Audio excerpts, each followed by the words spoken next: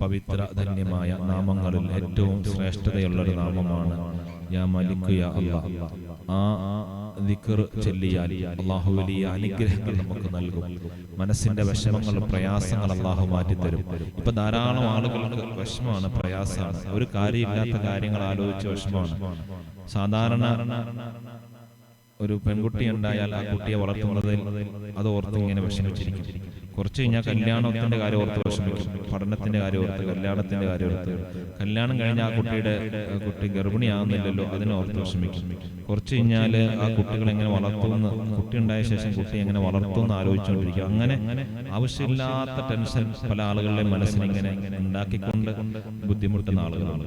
ഒരു കാര്യമില്ലാത്ത വിഷയത്തിന് ഒരു ടെൻഷൻ അടിക്കും. ഇന്നലെ എൻ്റെ അടുത്ത് ഒരു ടീം കന്നിരുന്നു. അപ്പോൾ ആ ടീം വന്നപ്പോൾ അവരുടെ വാപ്പാക്കും ഉമ്മാക്കൊന്നും കുഴപ്പമില്ല, അവരുടെ മാമാക്ക് ഒരു വിഷമം. കെട്ടിച്ചയച്ച് അൽഹംദുലില്ലാ മകള് റാഹത്തോടെ ജീവിക്കുകയാണ്. അങ്ങനെ ഗൾഫിൽ പോയി അവിടെ ജീവിക്കുകയാണ്. അപ്പോ മകൾക്ക് എൻ്റെ ഈ മരുമോന്, അതായത് പെങ്ങളുടെ കുട്ടിയെ കെട്ടിച്ച് ഗൾഫിൽ വിട്ടാണ്. അപ്പോൾ ഈ മാമാടെ മനസ്സിന്റെ വിഷമം എന്ന് വെച്ചാല് ആ കെട്ടിച്ചയച്ച വീട്ടില് അവൻ അൽഹംദുലില്ലാ ഭാര്യയും ഭർത്താവ് റാഹത്തോടെ ഗൾഫിൽ ജീവിക്കുകയാണ്. എന്റെ മകൾക്ക് ചായ വെള്ളമൊക്കെ കൊടുക്കുമോന്ന് ഓർത്ത് ടെൻഷനാണ്. എന്തിനാണ് അങ്ങനെ ടെൻഷൻ അടിക്കുന്നത്? ചായ വെള്ളമൊക്കെ കൊടുക്കുന്നതും വെക്കുന്നതൊക്കെ ആരാണ്?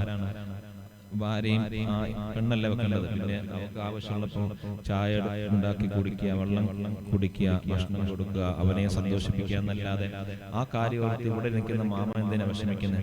അപ്പൊ ആവശ്യമില്ലാത്ത ടെൻഷനുകൾ, അങ്ങനെ പലർക്കും പല വിഷമമാണ്, ബുദ്ധിമുട്ടാണ്.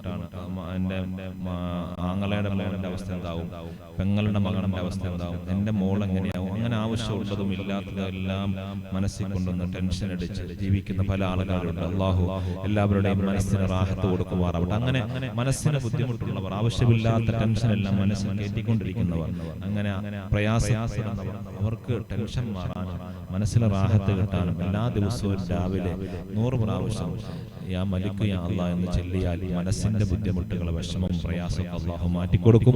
അല്ലാഹു എല്ലാവരുടെയും പ്രയാസങ്ങൾ, ബുദ്ധിമുട്ടുകൾ, വിഷമങ്ങൾ അല്ലാഹു മാറ്റിത്തരുമാറാവട്ടെ. ആരെങ്കിലും സുബ്ഹിക്ക് ശേഷം 120 പ്രാവശ്യം യാ മലിക് യാ അല്ലാഹ് എന്ന ദിക്ർ ചൊല്ലിയാൽ അല്ലാഹു അവർക്ക് വലിയ സാമ്പത്തികമായ ഉയർച്ചയും വളർച്ചയും നൽകും. പ്രത്യേകിച്ച് മുത്തഅല്ലിമീങ്ങൾ 100 പ്രാവശ്യം, ചില മഹാന്മാരെ 90 പ്രാവശ്യം നമുക്ക് പറഞ്ഞിട്ടുണ്ട്.